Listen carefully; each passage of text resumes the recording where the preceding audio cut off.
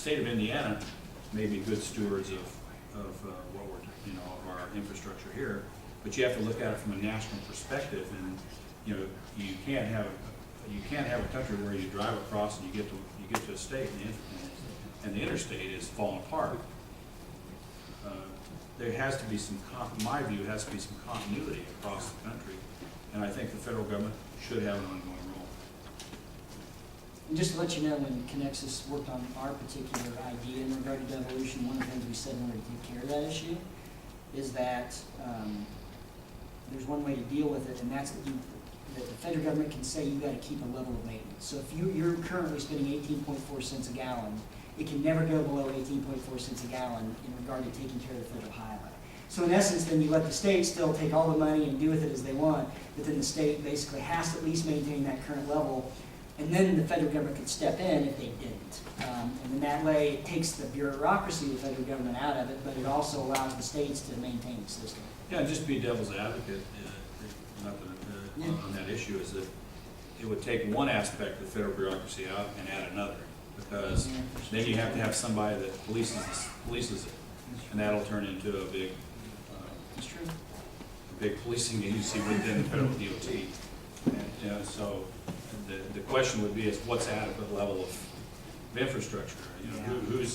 Who's makes that decision? Well, you guys are doing well on your roads and bridges, or you're not, and where's the cutoff? And so that's I firmly believe the federal government has, like I said, some major roles in a number of things.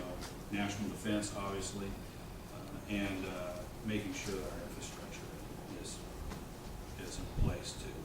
And that not only includes highways and bridges, but includes our electronic infrastructure, including our ability to communicate around the world and other things. And I think no one else but the federal government could probably ensure that that would be the case. That's my view. We got one more question. We have 6 minutes. So if anybody else has any questions, write them down and give them to Marcus. If not, then I'm going to make this question and we'll go towards an end if you have any more questions. I also have extra cards in case. Yeah. So when will the Panama Canal project be completed? And the person said, I've read it's 6 months behind. And I'm not even sure about that myself. I'm not sure. To be honest with you. Anyone in the room know the date on that? I think it's 14. That's when it's supposed to be. Yeah, but I don't know. I have not followed their progress, so I don't know. Did anybody? I read an article yesterday, it's probably 15, possibly 16. Yeah. Oh, so it's back a year or two. And the article I read yesterday indicated that yes. Did any of you guys ever watch I think it was the show on Discovery about building the original Panama Canal? Anybody ever seen that? Amazing how times changed too, and how back then how difficult the process was. I mean, and also just the terrain there, the surrounding area makes it very difficult to complete these things.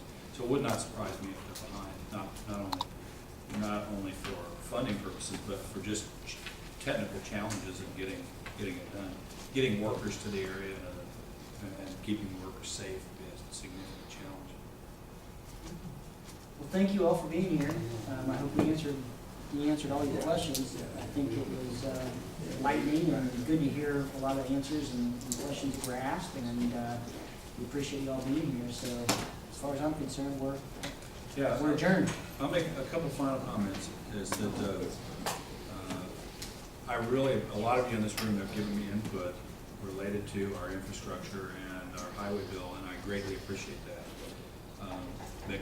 And I think that's very important, because people like myself who are trying to make sure that our state, our region, my district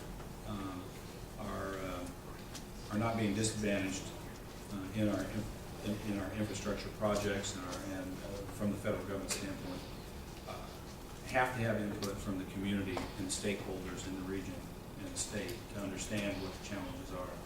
And in that respect, many of you in this room have given me a significant amount of input, which I greatly appreciate. And that will be ongoing, because I think it's going to be a very short period of time. If I'm fortunate enough to get reelected, I'll be there. That we're going to be talking about the next highway bill. That's right. 2 years is no time at all. And it's going to take us a year to get it hammered out.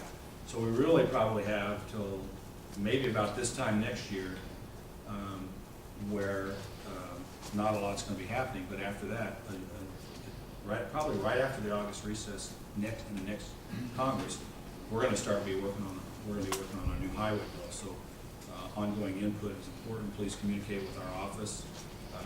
Stephen Rees is my district director. And it's very important to get ongoing input. So it's greatly appreciated. Thanks for coming out today, and I hope it was informative. We understand that some issues really are right now just kind of gray. There's nothing active happening with some of these issues that you ask questions about.